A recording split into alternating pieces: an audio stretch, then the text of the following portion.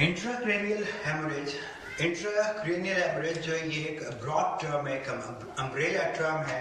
और इसमें होता क्या है कि अगर हेमोरेज होता है इन द क्रेनियम, यानी जो स्कल बोन है, इसके दरमियान अगर किसी जगह ब्लीडिंग होती है, हेमोरेज होता है, तो इसको इंट्राक्रेनियल हेमोरेज कहते हैं। एक्स्ट्रा एक्सियल और इंट्रा एक्सियल को मजीद सब क्लासिफाई किया है इंट्रा सेरेब्रल हेमोरेज में और इंट्रा वेंट्रिकुलर हेमोरेज में। इंट्रा सेरेब्रल हेमोरेज जो है ये ब्रेन पेरेन्काइमा के अंदर किसी भी जगह अगर हेमोरेज होता है इसको इंट्रासेरेब्रल हेमोरेज कहेंगे, यानी ये ब्रेन पेरेन्काइमा के अंदर हेमोरेज होगा। इंट्रावेंट्रिकुलर हेमोरेज जो है ये वेंट्रिकल के दरमियान अगर किसी जगह ब्लीडिंग होती है तो इसको इंट्रावेंट्रिकुलर हेमोरेज कहते हैं। जबकि एक्स्ट्रा एक्सियल को की 3 सब क्लासिफिकेशन है: epidural haemorrhage, subdural haemorrhage and subanechoid hemorrhage। Epidural haemorrhage, AP में अबव या ऊपर, ड्यूरल क्या चीज है? ये ड्यूरा है, मेम्ब्रेन ऑफ द ब्रेन, और ब्रेन की 3 मेम्ब्रेन हैं: ड्यूरा मैटर, एरिकॉनॉइड मैटर एंड पिया मैटर। ये इसको अगर हम क्रेनियम बोन मान ले, इस क्रेनियम बोन के साथ अटैच्ड जो मेम्ब्रेन है, अपर टॉप पे जो मेम्ब्रेन है अटैच्ड विद क्रेनियम, ये कौन सी मेम्ब्रेन है? ड्यूरा मैटर है। ये जो मेम्ब्रेन है ये अटैच्ड है क्रेनियम के साथ, बोन के साथ। इसके बाद एक और लेयर है जो कि दरमियान में है, वो एरिकॉनॉइड मैटर है, और इसके नीचे एक और मेम्ब्रेन है जो कि पिया मैटर है। तो ब्रेन की 3 प्रोटेक्टिव लेयर्स हैं। जो आउटर मोस्ट है वो ड्यूरा मैटर है, जो सबसे नीचे जो लेयर मौजूद है वो पिया मैटर है, और सेंटर में एरिकॉनॉइड मैटर की जो मेम्ब्रेन है ये मौजूद है।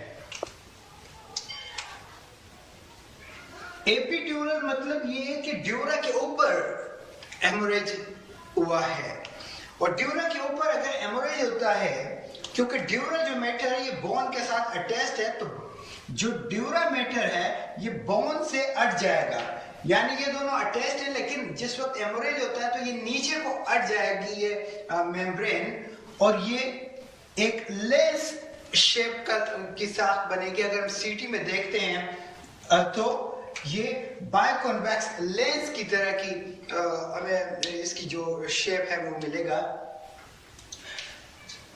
दूसरी चीज, क्योंकि ये मोस्ट ऑफ द टाइम ये किस वजह से होता है? ड्यू टू ट्रॉमा, और ट्रॉमा की वजह से अगर फ्रैक्चर ऑफ बोन होता है, फ्रैक्चर ऑफ स्कल बोन, जब फ्रैक्चर होगा तो क्या होगा कि आर्टरी डैमेज होगी। और कौन सी आर्टरी? Middle meningeal artery. तो क्योंकि इसमें इन्वॉल्वमेंट किस चीज की? आर्टरी की है, और आर्टरी जो प्रेशर है, अगर रप्चर होती है तो आर्टरी का प्रेशर ज्यादा है, तो आर्टरी से जो ब्लड निकलेगा वो प्रेशर डालेगा ब्रेन पेरेन्काइमा के ऊपर, और अगर ये बहुत ज्यादा प्रेशर डालता है, क्योंकि ये बहुत ज्यादा डैमेजिंग एक कंडीशन है, तो right side of the brain जो है वो शिफ्ट हो जाएगा toward the left side of the brain. तो ये जिस तरह हमने कहा कि बड़ी एक डैमेजिंग कंडीशन है, तो इसलिए इसकी जो डायग्नोसिस है और ट्रीटमेंट है, तो अर्ली डायग्नोसिस एंड ट्रीटमेंट इसकी बहुत ज्यादा जरूरी है। साइन और सिम्टम्स, जब कभी भी अगर मेनिंजेस इरिटेट होती है, मेनिंजियल इरिटेशन अगर होती है, तो क्या होगा? हेडेक होगा, वॉमिटिंग। मेनिंजियल इरिटेशन की वजह से हमेशा ये चीज मिलेगी, headache, vomiting. Stiffness of neck. इसके बाद क्योंकि अगर ये ब्रेन पेरेन्काइमा को कंप्रेस करता है तो क्या होगा कि कंफ्यूजन होगी, लॉस ऑफ कॉन्शियसनेस हो सकती है। अगर बहुत ज्यादा ब्लीड करता है और न्यूरॉन्स जो हैं, नर्व टिश्यू बहुत ज्यादा डैमेज हो जाते हैं तो इट में लीड टू डेथ। इसके अलावा पैरालिसिस भी हो सकता है, क्योंकि अगर ये जिन